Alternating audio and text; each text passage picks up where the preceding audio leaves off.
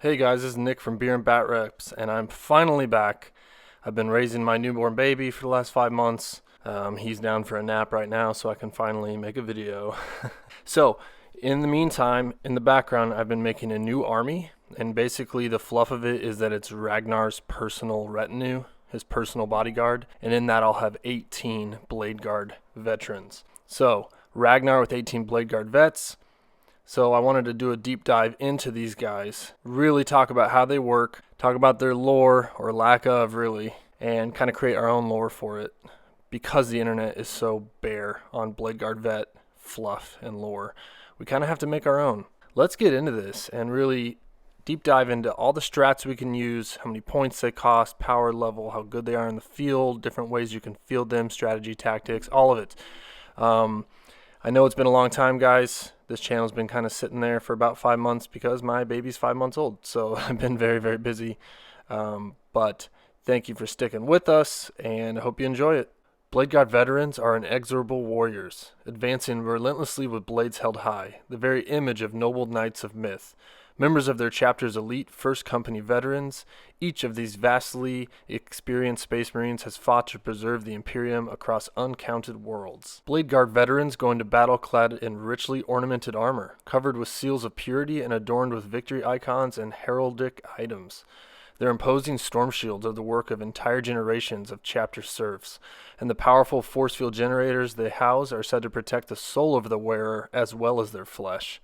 This equipment comes out of the chapter's reliquaries during wartime, and it reminds battle brothers who see it in battle of the legacy they swore to honor upon their enthronement.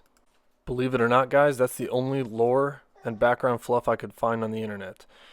The first paragraph was from GW's actual page for Bladeguard veterans on their website, and the second one is from the 40k lexicanum. I think it's Wikipedia online, and that's it. I can't find it anywhere, let alone Space Wolf specific ones.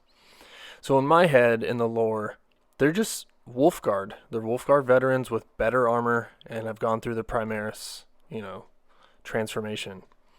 And in my army, they're going to be the personal throne guard of the young king himself, Ragnar Blackmane. Let's dig into these stats.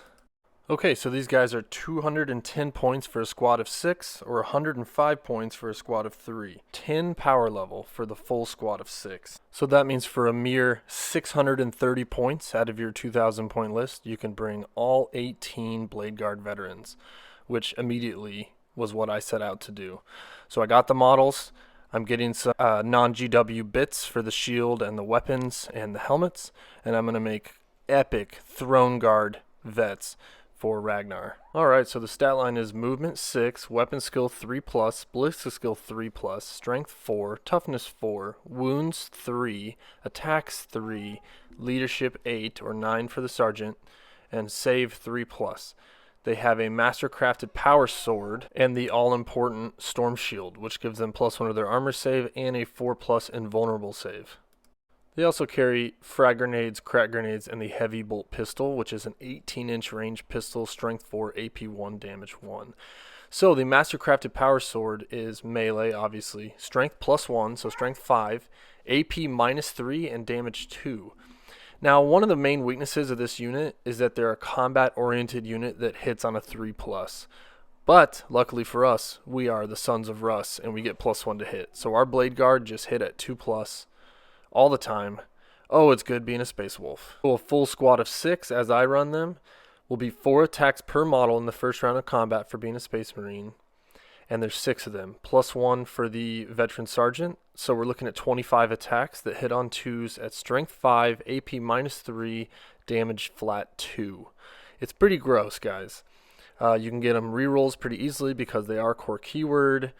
If we're in the Assault Doctrine, we're looking at AP -4. And 6s to hit explode into more hits. So it gets pretty gross pretty fast. There's a ton of stratagem synergies that you can do. So let's go through the best ones right now. So the first couple are from the main Space Marine Codex. The obvious choice being transhuman physiology. What that means is your opponent has to wound them on a 4+, no matter how strong their weapon is, shooting or combat. It makes them incredibly durable. How that works is if they have 5 or less models, it's only 1 CP.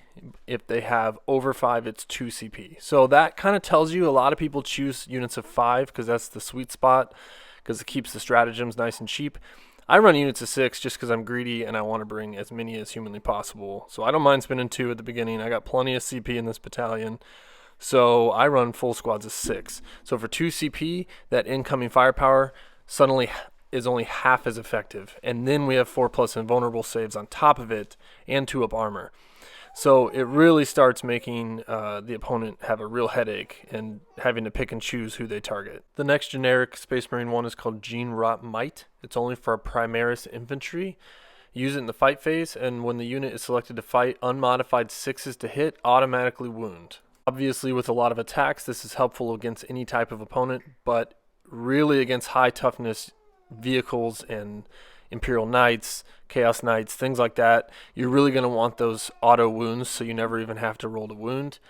It really just helps the math and statistics for getting tons of damage through against most units. I really love it on my Assault Intercessors with their 40 attacks, but it still really works well for the Space Wolf Bladeguard veterans.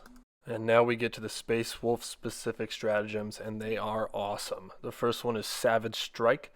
It's 1 CP if it's 5 or fewer models, and 2 CP if it's over 5. Yet another reason to go for the 5-man unit. I just take 6-man unit because, oh well, I have plenty of CP and I want as many Blade Guard as possible.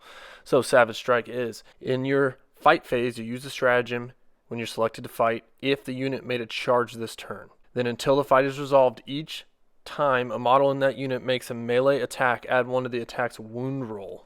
So now you are +1 to hit and +1 to wound. We'll take the best thing about Blood Angels and we'll give it to our unit too. So now we're hitting on 2s. We're at strength 5, which means we're wounding most really hard things like knights on 5s. You pop this stratagem, now you're wounding them on 4s. If you did the stratagem I said before this, where 6s auto wound, you can really start to stack just all kinds of damage onto things really, really quickly. Don't leave home without Savage Strike. +1 to wound. Just so good. Use it every game. I'll quickly go over Relentless Assault. It's 1 CP. When your unit from your army consolidates, each model in that unit can move an additional 3 inches for its consolidation move. What's great about that is an extra 6 inches when you consolidate is huge in a game of inches.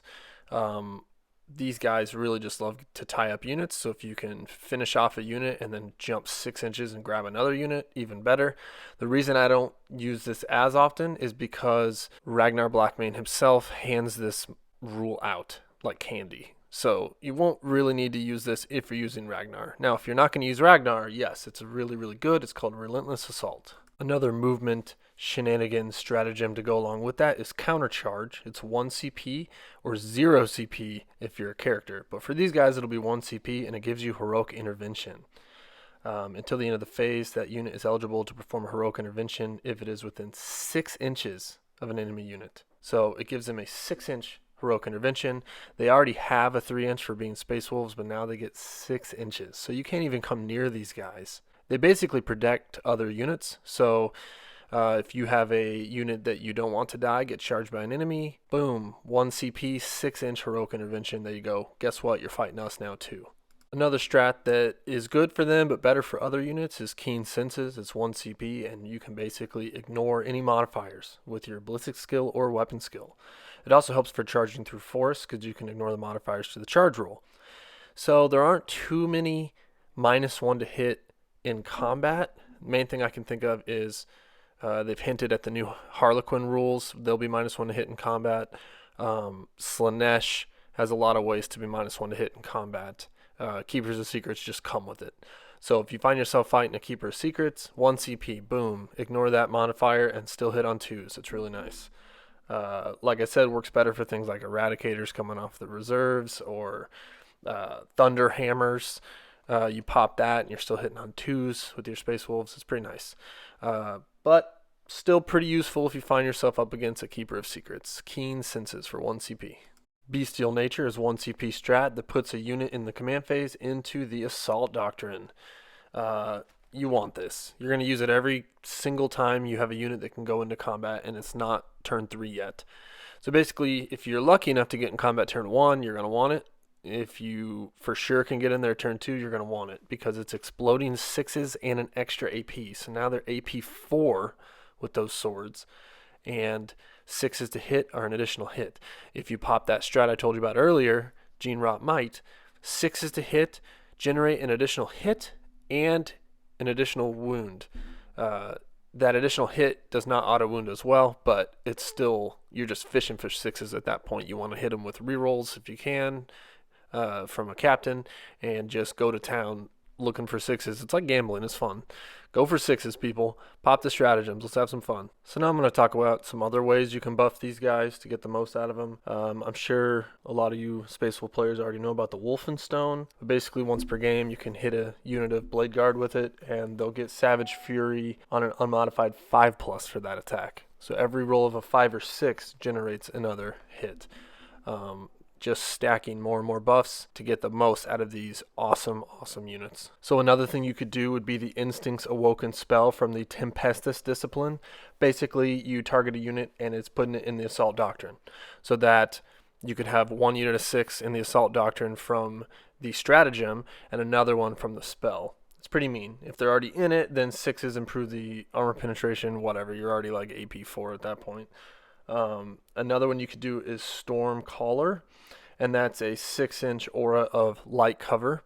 So basically you could have this wall of 1+ save, 4+ invul, 3 wound Bladeguard just marching up the field.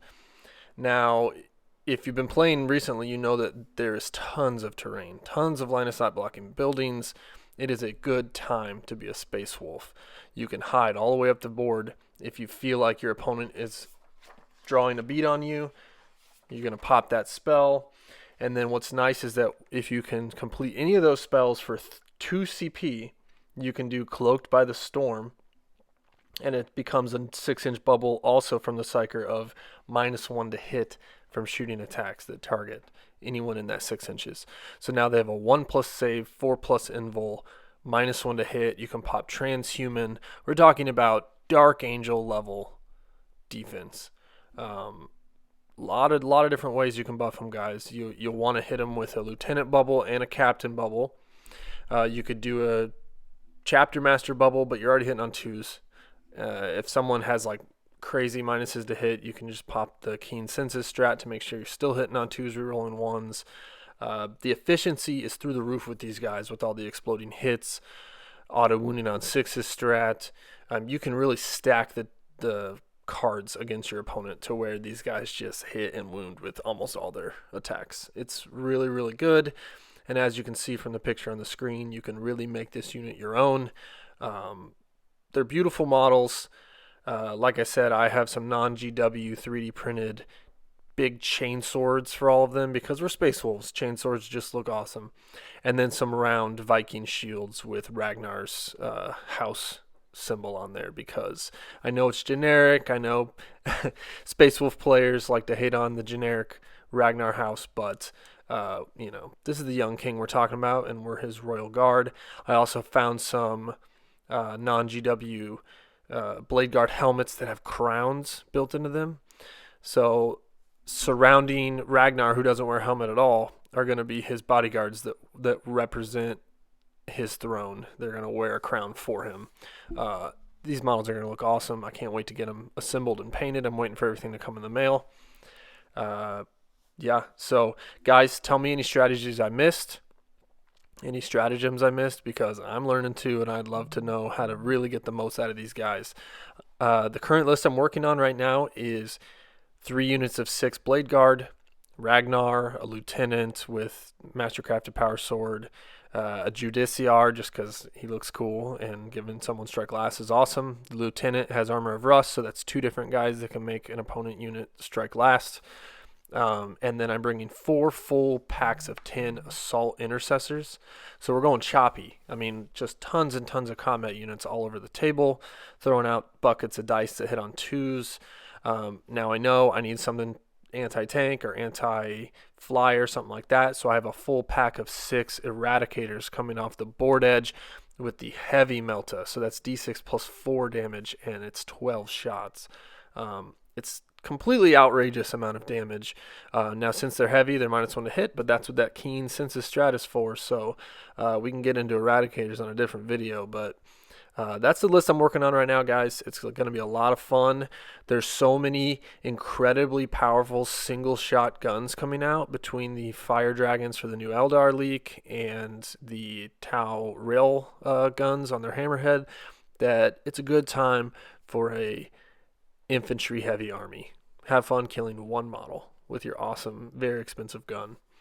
Until next time, this is Nick from Beer and Bat Reps. Like, subscribe, tell your buddies if they're Space Wolf fans. I'm going to try to keep these Space Wolf videos coming because it's the easiest thing for me to do while raising my baby. Kind of hard to get battle reports in, unfortunately. In our free time, I've been working on Space Wolves, and we've been playing a lot of Blood Bowl. So once we get that all fully painted, we might do a Blood Bowl battle report or game report or showdown. Anyway, thanks for sticking with me, guys. Go forth and fight in the name of Russ. Once again, Nick from Beer and Bat Reps. Cheers.